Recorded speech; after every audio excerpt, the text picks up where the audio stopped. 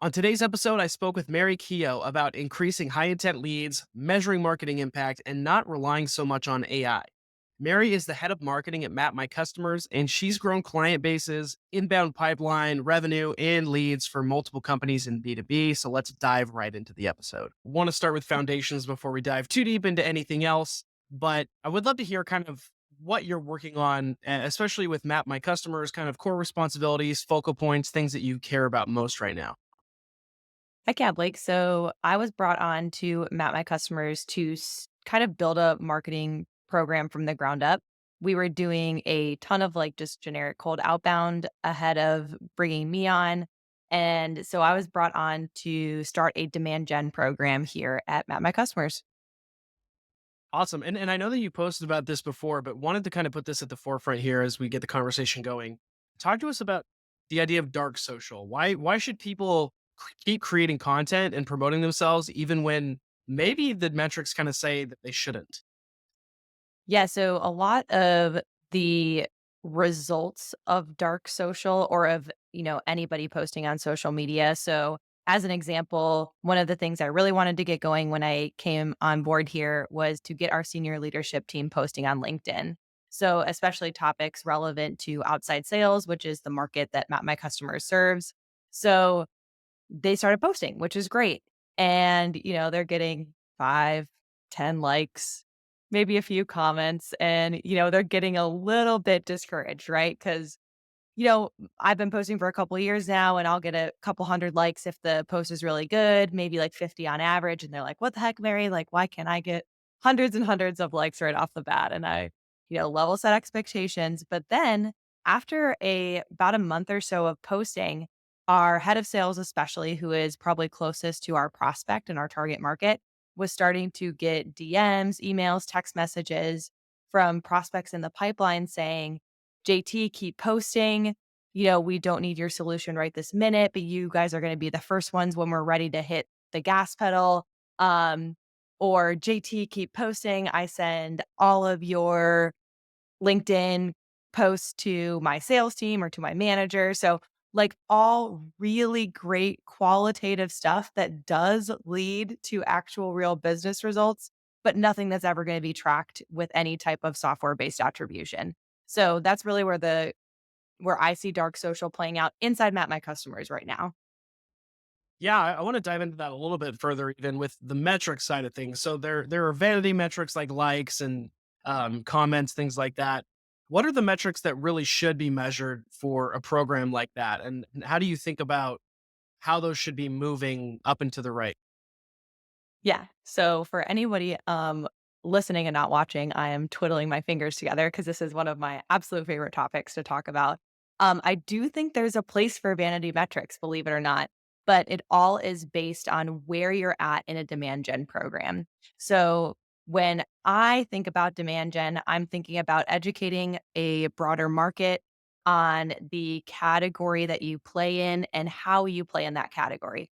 So, where your product fits as far as solving a unique customer problem. So, that takes a long time. And if you don't have a lot of budget, you don't have a lot of resources, it's going to take even longer. So, what I did at My Customers and what I did when I was agency side, I worked for a demand gen agency for industrial and manufacturing companies, is you have to level set where you're going to be as far as like metrics, KPIs on a timeline. So when you're just getting a demand gen program off the ground, you are desperate for those vanity metrics like impressions. What's your cost per reaching 1,000 people? Is it like a ridiculously high number? How much reach are you getting with your message based on your budget? Who's liking it? Who's commenting on it? Is anybody sharing it? Like these are the stuff. This is the stuff you're desperate for in the beginning. And once you see that that's resonating, now, again, depending on budget and resources, you're going to start looking at high intent leads. So, are the people who you're targeting with this message coming in, filling out forms, DMing your sales team, et cetera, signing up for your live event if you have one? And then progressing farther, are those leads turning into pipeline? Is that pipeline turning into revenue? And again, based on average sales cycle, your ACV, how much budget you're allocating toward these efforts, you can kind of like extrapolate that for your timeline. I'll give a really specific example just for anyone who's like, me when I was first starting out in marketing, I'm like, what does that even mean? So our ACV is roughly, 15 to 20K, let's say, for an average deal size.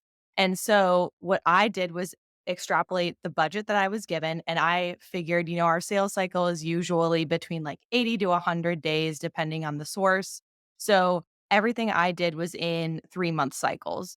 So I expected vanity metrics to give us some good key decision making. Like, is the message resonating? Are we resonating in the target market within like 8 to 12 weeks? I want to see high intent leads from 12 to 15. I want to see pipeline generated from those high intent leads in this period, in this period. So, really, within 12 months, I should know if this program is producing actual, real, great revenue. Yeah, and one thing you mentioned in there as a core component is, obviously on the lead side, wanting those to be high intent when coming from a campaign like LinkedIn, for example, where you put so much time and organic effort into it. You do want that to lead somewhere, and I think that's where a lot of people can be skeptical that you can get high intent leads. So kind of a two-pronged question here. First off, for your company, for your role, how would you define what a high intent lead looks like compared to a regular lead? And then second off, how do you kind of set yourself up for success, whether it's through LinkedIn or other demand gen efforts to like actually attract those type of leads as opposed to casual ones? Yeah, for sure. So, I'll kind of answer your question re high intent leads in two ways.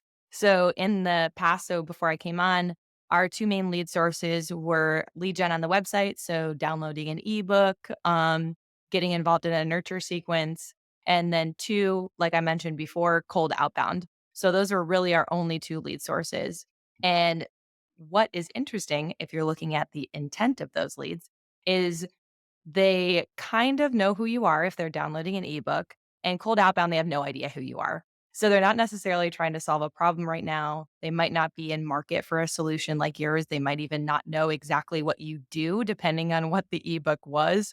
We were I'll just give an example. We were doing some like really high volume keywords that didn't really relate to what our product did or the problems it solved, but we were generating a lot of traffic from them. So just as like, example of like low intent lead gen. So high intent lead gen is people like actually coming saying, I want to book a demo with your sales team. Now, what's interesting about that is we did have some other, what I would consider high intent, maybe like warm, like between low and high intent. And that's like free trial signups. We had some like gated videos, like gated product demo videos, stuff like that. So what I did when I came on board was do kind of a qualitative analysis. So, how many people are using that gate to access the tour, access the product demo videos, and are they turning into opportunities and customers? And for the most part, they were at least turning into an opportunity. So, they would at least eventually book a demo because we would put them into a nurture sequence. But the problem was they were pretty small teams. So we were really trying to capture that enterprise. We were seeing a lot of success in the enterprise. But the interesting thing is, as soon as you put that gate up, man, it was just like small teams to individual users only that wanted to do it. So my idea, of course, like remove the gate, more people will book a demo. And that's exactly what happened, which is great. So hypothesis worked out in that instance. And then afterward, the second part was like, how did we measure the demand gen via LinkedIn? Yeah. Right. Yeah. Cool. So that we did through self-reported attribution on our high intent forms. So all our book a demo forms or a call request, because we do have like a customer support system too, is how did you hear about us? Hey, where did you find us? Where are you getting in your information? And more importantly, because this can be common with SaaS, especially if you had that kind of like high volume SEO strategy ahead of time, make your sales team ask on the first demo. I listen to all of our demos. We're small enough where I can do that if it's an enterprise team. So our sales reps all ask, hey, in a super casual way, how'd you hear about us? How did you gather information? What did you find interesting? So they're just as bought into the demand generation program as I am, which is nice because they're just as interested in gathering that information too. Taking a step back, looking kind of holistically at your demand gen program, you've probably touched on a lot of different things that you're doing here. Putting it all together, what are the things that are kind of recurring that you do in terms of campaigns? And then what are some of the maybe one off things that have been particularly interesting that you've run? Ooh, that's a really great question. So, the recurring things we do is a podcast. We do have a podcast. We do video recording so that we can clip it up into micro clips and distribute it on paid and organic social media. We have a recurring live event that we do every week called Workshop Wednesday. And that's really more of like a retention activation play. So, we'll just dive deep into a specific feature or function of the system. And then we do product demo videos. So every week, the founder here records a demo of a specific feature, and that goes out to all current customers. It's called Tip of the Week. So those are like our really big recurring content pillars right now. And then as far as like one off, I love that question. We're starting to kind of like experiment with um, maybe like targeted ABM outbound. So outbound was not a great source of conversion for us, as you know, many companies found out in probably like between 2018 and 2023 is, calling people and begging them to come into a demo is just not that effective. So we've been doing a little bit different outbound. So maybe more like warm outbound. Are people coming to the website? Do they fit a certain ICP? Are they engaging with content on LinkedIn? And I've been doing that just with like our AEs. So, not necessarily like a BDR, but an AE. And we're finding a lot of success with that, where it's just like really individualized outreach on LinkedIn. If they engaged with either an organic or a paid piece, it's like, hey, I noticed you like this piece. I thought you might find this blog article, this case study, this other product demo video interesting. And like that's it. So they're just doing kind of like a long-term play. And I think that's like really the most difficult shift right now in SaaS is just like trying to balance those short-term strategies with the long-term ones. Yeah, kind of got me thinking along those lines. A lot of the things that you've said have been more manual, unscalable, just being willing to create content or reach out directly to people or be helpful in some way. I'm curious how you think about the balance between doing things that can scale versus doing things that can't scale for demand gen. Yeah, so I think that a really easy scale piece for us is going to be demand gen as a function, so specifically paid. So we really only do paid LinkedIn right now. So once we get that kind of message market fit, it'll be easy to scale that to other channels. Same thing with the videos that we're creating for YouTube and from the podcast. Once that message starts scaling and starts, we're confident that it's resonating with the market that we're targeting, that's an easy one to scale to something like TikTok or paid YouTube or wherever we feel like the next big opportunity is. I think Facebook and Instagram is a huge play for our audience.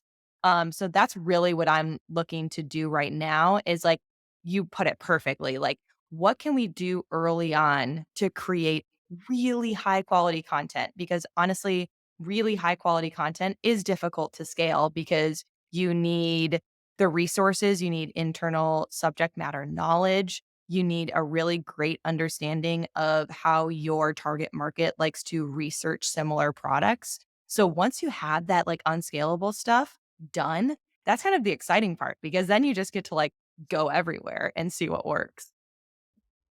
Yeah. So for you in particular, I'm sure you have across your career worked in B2B in different capacities and even different sectors. So looking at B2B SaaS might be different than something that's highly technical or something that's maybe industrial or whatever. As you kind of navigate across different areas of B2B, what are some of the main differences for marketing to those different sectors? Yeah, I think as far as marketing goes, the way that your target market likes to research and buy products is probably the biggest differentiator. So as far as the types of content people like, it's all the same. People are all on LinkedIn, they're on Facebook, they're on Instagram, they're on YouTube, like they're on the major social media networks. They like videos, they like case studies, they like the same things that everybody across the people, B2B buyer, human population enjoys to consume online. So, really, what you need to find out for your market specifically is how many stakeholders are involved. So, that changes drastically across markets. So, in manufacturing and industrial, you might just be talking to an engineering lead or an operations lead because they're buying a piece of equipment for their manufacturing line. That's an easy, like, check the box decision where it's like, maybe the operations person on the line found you via Facebook and Instagram or LinkedIn or YouTube and then told their boss, and their boss can just sign off on it because it's a one-off purchase. It's a product, they're going to put it on their line and it's done. Now, when it comes to software as a service, you're talking integrations across an entire tech stack. You're talking budget that's coming from probably multiple departments, so the stakeholders in SaaS just get so much wider. That buying committee just gets so much bigger. Yeah. So I want to talk through B2B generally here based on your skill set and everything you've gone through throughout your career. Um, if you were bringing new people onto your team, which I'm sure you probably are currently or have recently, what are the skills you're looking for in a B2B marketer now? And maybe how is that different than what you might have looked for a while ago, a few years ago? Yeah, so if I was, like, building a team back when I was, in marketing at an industrial company, I would probably look for a different background and a different skill set, so I'd want somebody heavier on the digital side. So the interesting thing in industrial and manufacturing, they really have not fully explored digital online marketing. They're not doing a ton with their website, they're not doing a ton with their social media presence. So I'd be heavily involved on, like, the digital skill set side. Now I'm in SaaS. Everyone is online in software as a service. So I think my skill set would be much more soft skill based. How curious are they? How long have they been doing the job? Can they prove to me that they've done the job before? I would especially be interested at this point in customer research. So how curious are they about the customers and the market we're serving? Because at this point, there are so many great consultants, freelancers, agencies who I'm in contact with just from my network on LinkedIn who can do a plug and play strategy or tactic. So I can give a really great freelancer, a really great demand gen agency what's been working for us so far, graphics, message, audience, and say, go run this on 5 more channels, please, and here's the budget to match it. And they'll do that, and they can do it really, really well. What an agency, a freelancer, a consultant can't do, because they're usually working with multiple companies, is get to know your product and your target market really, really well. So those are just like that's how I'm thinking about scaling a team now, is how obsessed are you going to be with my buyer? Looking forward, then, if you got the perfect people in place and everything, looking forward in B2B, there's a lot changing right now. AI is one thing. You've got a million new tools every single week coming out. What do you think are some of the likely trends that will be, impactful in B2B going forward? Yeah, I think, there is going to be a huge shift. This is like, just my hot take prediction in investment in operations people who are really good at the fundamentals. So, how to build, audit, and scale a CRM instance. When I was at the agency and now, being exposed to some software as a service companies, their CRMs are super messy and there's a lot of stuff that can be optimized in them.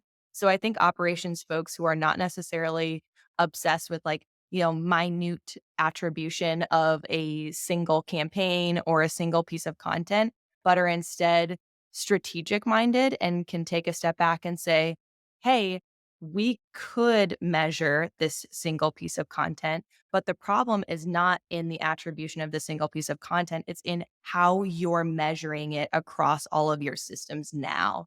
So I think really those, like, strategic operations leaders are going to be so key in B2B in the future. One thing that you've shared is how you actually, compared to other marketers, feel like you have a low reliance on AI in particular. Can you talk about that? Why you think that works for you? How you feel AI and other similar technologies might not be quite up to the hype that they get? Yeah, so, we're a smaller company.